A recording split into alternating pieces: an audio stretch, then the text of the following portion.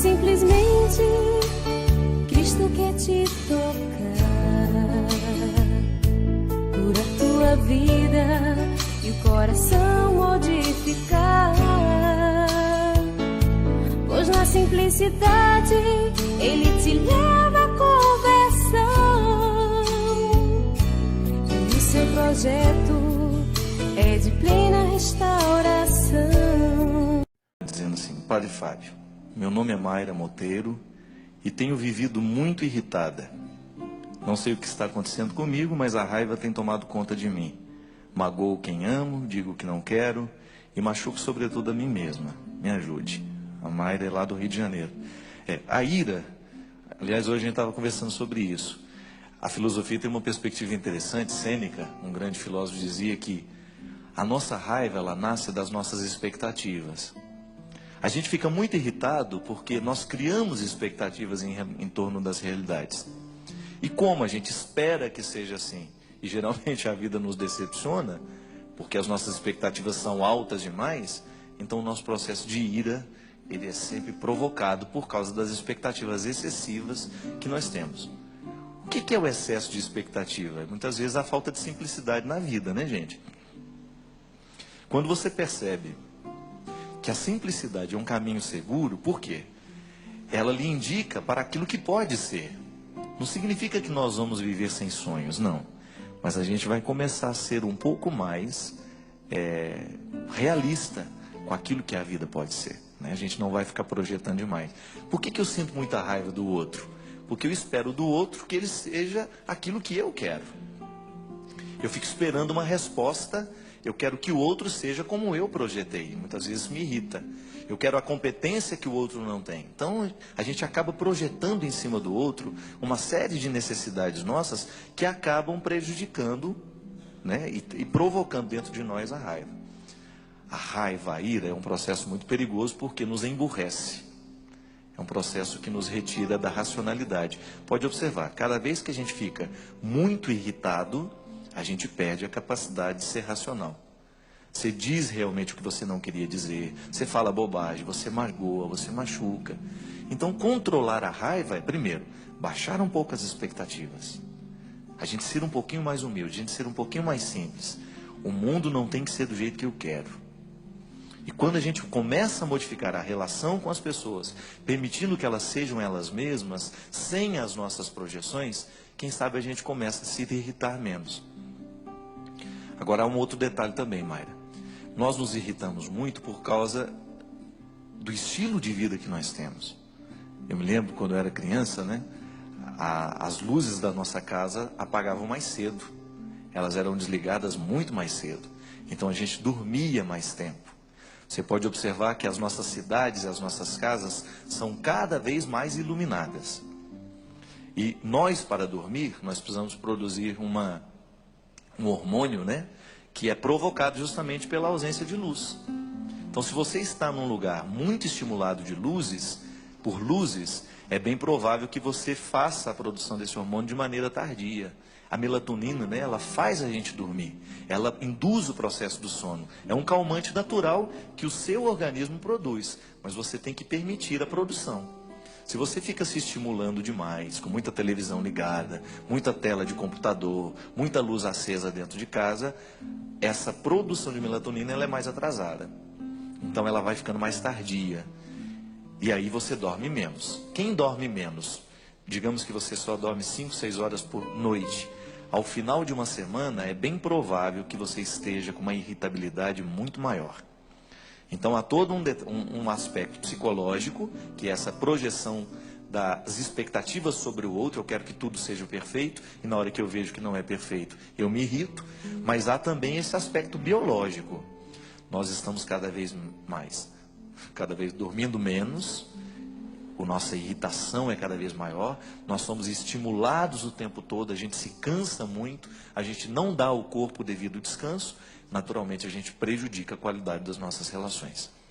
Então, pensar na saúde e dormir um pouquinho mais cedo é você preparar o seu dia de amanhã. Então, quando você dorme mais cedo, de maneira disciplinada, e às vezes a gente fica à toa, a gente não tem nada para fazer, fica lá. Eu lembro quando eu morava no seminário aqui em Taubaté, né? Tinha um amigo meu que ele ficava tão antenado, o Padre Mário, que às vezes a gente tinha que desligar a luz do sacrário para ele achar que estava todo mundo dormindo. Porque até a luzinha do sacrário ele achava que ainda tinha alguém para bater um papo. Então tinha que desligar, senão ele não ia dormir. E a gente brincava, vai lá, gente, desliga a luz do sacrário, senão ele não relaxa.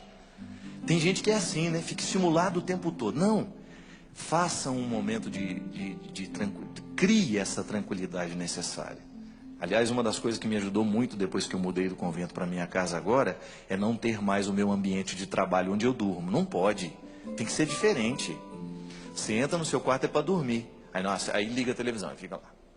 Aquilo tudo estimula a você produzir de maneira mais tardia ainda essa melatonina, que é o que faz justamente você dormir. Ajuda no processo do relaxamento, da profundidade do sono, da qualidade do sono. Na trabalho eu sempre digo isso. Aliás, o doutor Nascimento, a gente estava conversando sobre essas coisas.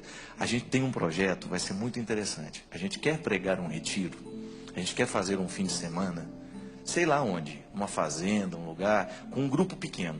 E aí a gente quer trabalhar um padre, um médico, uma nutricionista e um profissional de educação física. Para a gente trabalhar a saúde integrada. Você descobrir que seguir Jesus é você dormir cedo, é você comer certo. Por que isso influencia no seu seguimento a Jesus? Porque quando você tem qualidade de vida, quando a sua vida é saudável, você fica melhor para o outro. Quando você tem disciplina, quando você come certo, você dorme certo, você fica melhor para lidar com o outro. Isso é biológico, é resultado, o corpo é programado. Dá a ele o estímulo e ele será estimulado para aquilo que você programou. Ele dará uma resposta a partir do que você programou. É muito interessante, por exemplo, quando você pega uma atividade física. No início você aguenta andar 5 minutos na esteira. Se você é disciplinado nos 5 minutos, aquilo vai aumentando para 10, aquilo vai aumentando para 15, daqui a pouco você está correndo 1 hora e não há cansaço mais em você. Porque você estimulou o corpo a lhe dar uma resposta que você antes não tinha condições. Então a vida é assim, ela é toda alinhavada. Eu estou irritado. É muito fácil dizer isso. E é muito fácil a gente se justificar. Machuquei o outro, porque eu estava irritado, me desculpa. Não. Qual é a causa da sua irritação? Está vendo que existe uma causa que antecede essa resposta simples, muito fácil? Vamos parar de dar resposta muito simples. Estou irritado demais, mas por que está irritado? Dá uma olhada na sua vida. Começa a perceber se o seu jeito de viver está favorecendo ou não o processo dessa ira, dessa irritação. E o Chalito já falava, de maneira muito interessante. A raiva nos deixa burros. Quando você está com raiva, você perde tudo. Você realmente perde as estribeiras, você fica ignorante. Não é por aí. Quando a gente está, eu, por exemplo, às vezes entro num processo de trabalho, eu faço de tudo para ir dormir o quanto antes. Terminou o evento, eu preciso dormir. Porque no outro dia eu tenho que enfrentar outro evento. Quando eu me disciplino para fazer as coisas, eu dou conta de fazer os 11 dias de evento. Se eu não tenho disciplina nesse processo, se eu fico até muito tarde, jantando e conversando, batendo papo, no outro dia eu não tenho qualidade para a minha evangelização. A vida é assim. Ou a gente se disciplina, ou daqui a pouco nós não estamos dando conta do que precisamos fazer. E essa disciplina, ela é tão necessária quanto a oração. É um conjunto, é alinhavado. O ser humano é um conjunto. Ele não pode ser analisado a partir de resposta muito simples. Então, se está muito irritado, procura descobrir o que você pode mudar na sua rotina para melhorar a qualidade da sua vida e, naturalmente, perder um pouquinho dessa irritação.